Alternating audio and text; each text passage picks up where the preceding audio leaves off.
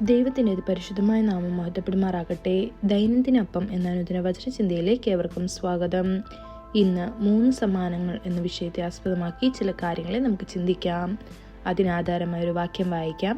സങ്കീർത്തനം 18-ാം അധ്യായം 35-ാം വാക്യം. നിന്റെ രക്ഷയെന്ന പരിചയെ നീ എനിക്ക് തന്നിരിക്കുന്നു, നിന്റെ വലങ്കൈ എന്നെ താങ്ങി, നിന്റെ സൗമ്യത എന്നെ വലിയവനാക്കിയിരിക്കുന്നു.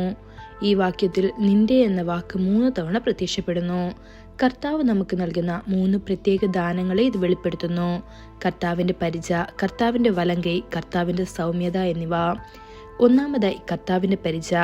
സദൃശ്യവാക്യങ്ങൾ 30-ാം അധ്യായം 5-ാം വാക്യത്തിൽ അവനിൽ ആശ്രയിക്കുന്നവർക്ക് അവൻ ഒരു പരിചയാണ് എന്ന് കാണപ്പെടുന്നു. ഒരു പട്ടാളക്കാരന് ഒരു പരിച ശക്തമായ സംരക്ഷണം നൽകുന്നു.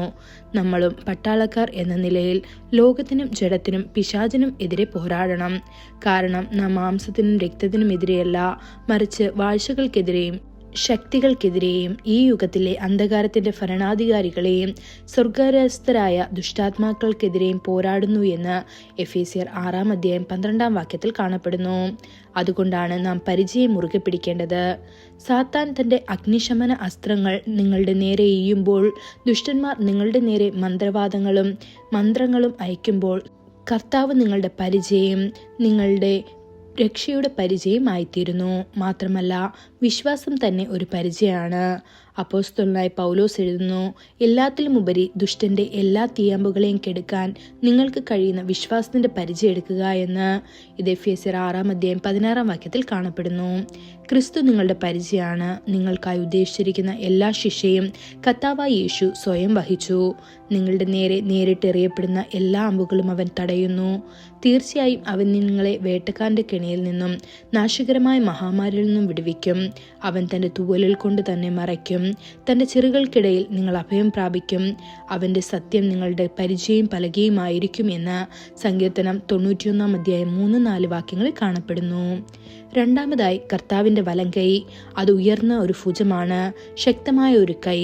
മോശ ആവർത്തന പുസ്തകം 33-ാം അധ്യായം 27-ാം വാക്യത്തിൽ പറഞ്ഞു, നിത്യനായ ദൈവം നിങ്ങളുടെ സങ്കേതമാണ്, കീഴെ ശാശ്വത ഭുജങ്ങളുണ്ട് എന്ന്. മോശ മരിക്കേണ്ട സമയമായപ്പോൾ അവൻ ഇസ്രായേൽ ജനത്തെ കർത്താവിൻ്റെ ശക്തമായ കരങ്ങളിൽ ഏൽപ്പിച്ചു. ദൈവത്തിൻ്റെ കൈകൾ ശക്തമാണ്, ഒരിക്കലും ദുർബലമാവുകയോ ചുരുങ്ങുകയോ ചെയ്യുന്നില്ല. അവ നിങ്ങളുടെ പാദങ്ങൾ ഒരു കല്ലിൽ തട്ടി വീഴാതെ സംരക്ഷിക്കുന്ന കൈകളാണെന്ന് ലൂക്കോസ് 4-ാം അധ്യായം 11-ാം വാക്യത്തിലും, അവൻ്റെ കൈകൾ നിങ്ങളുടെ വാർദ്ധക്യത്തിലും നിങ്ങളെ വഹിക്കുന്നു എന്ന് യെശയ്യാവ് 46-ാം അധ്യായം 4-ാം വാക്യത്തിലും കാണപ്പെടുന്നു. മൂന്നാമതായി കർത്താവിൻ്റെ സൗമ്യത. ദാവീദ് സന്തോഷിച്ചു പറഞ്ഞു, നിന്റെ സൗമ്യത എന്നെ വലിയവനാക്കിയിരിക്കുന്നു.